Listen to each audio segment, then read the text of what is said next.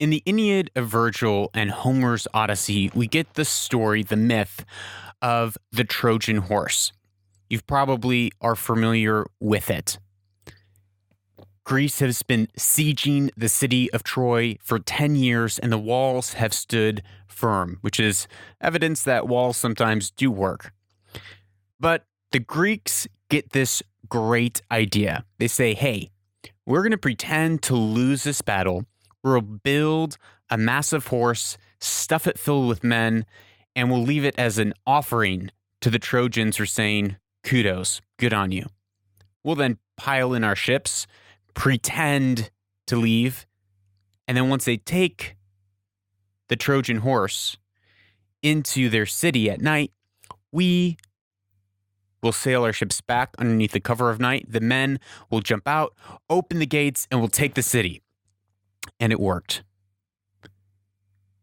Troy was taken by a Trojan horse. But here is the thing for you and I. Every thought, both good and bad, is a Trojan horse waiting to strike. Hi, I'm Lucas, and you're listening to Weaver and Loom.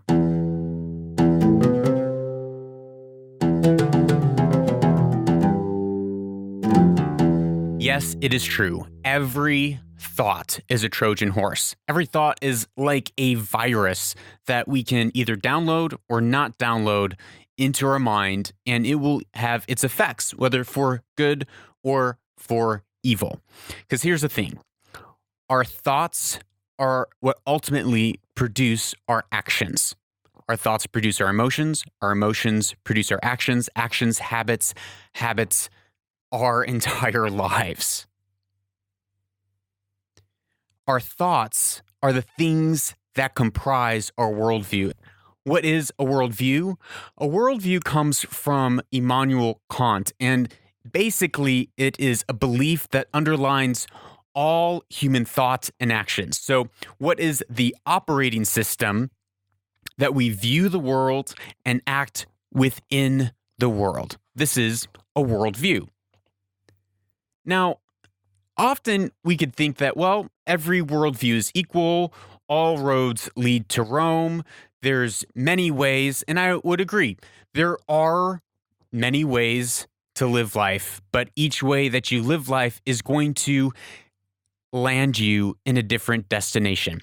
Now, different worldviews or different thought systems have a lot of intersecting and overlapping points of connection.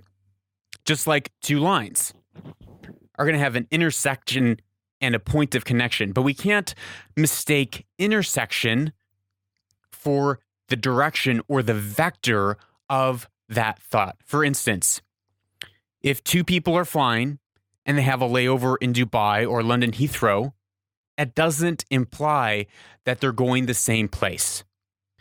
And we cannot assume that all places, that all roads are leading to an equally acceptable, equally satisfying type of life. I think take a real simple example of people who have come from nothing and have become extremely successful, and compare it with someone else who hasn't achieved success. And oftentimes it can point back to how did they think? How did they view the world? What actions did they then take based on their thoughts? A really great example of two macro groups of society that are very similar, that adopted different mindsets and worldviews, ending up in two very different places, would be North and South Korea. North and South Korea used to just be Korea. And in 1945, the nation split in two. When the nation split in two, North Korea adopted communism, socialism. They adopted the belief of self-reliance and putting the government as the supreme ideal that would order all of society, create equality, create commerce, and essentially serve its people.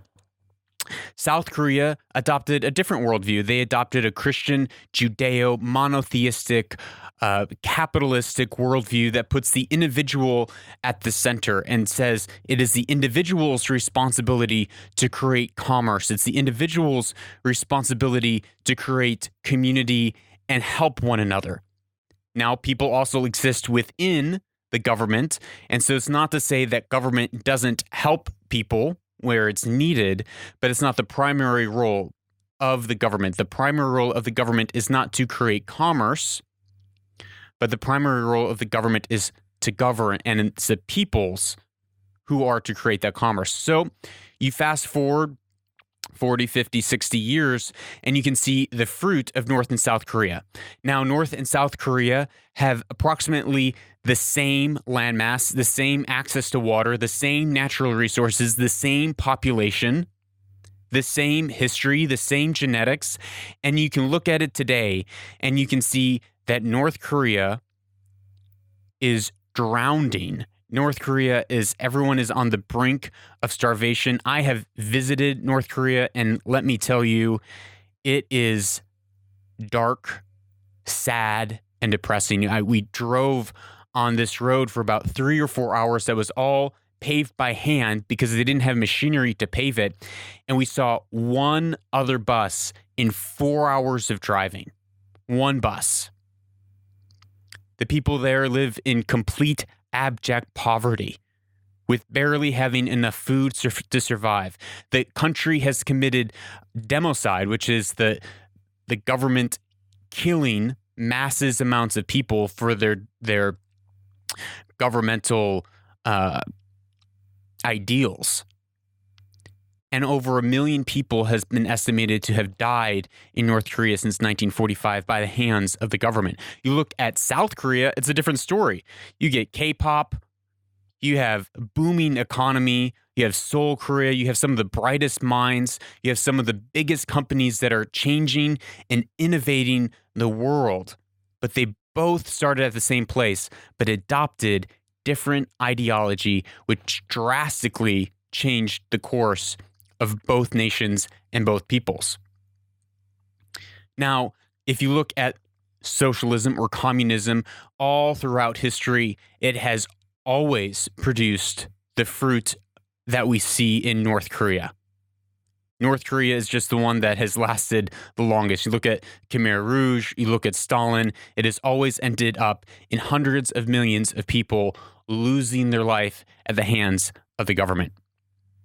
So each thought has its consequences. So today, my challenge to you is to watch your thoughts. Because as Lao Tzu said, who is an ancient Chinese philosopher, he said, watch your thoughts because they become your words. Watch your words because they become actions. Watch your actions because they can become habits. And watch your habits because they become your destiny. So, if you want to mold and shape and steward your destiny, worry about the things that you are believing, the thoughts that you're thinking about yourself, the thoughts that you're thinking about others, the thoughts that you're thinking about how the world works and operates.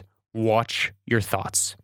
Thank you for listening to today's episode of Weaver and Loom. I would love to hear from you. If you have questions that you want answered on this show, even this episode was a seed from a conversation that I had with Abdullah from True Story Tent. If you don't follow him, go and follow him. Amazing storyteller from Oman, Muscat. So I would love to hear if you have any questions, any things that you would like to hear about. Also, if you enjoy Weaver and Loom, please share it with a friend that you think would benefit and enjoy it as well. Until next time, I'm Lucas Crobot, and this is Weaver and Loom, where destiny is woven.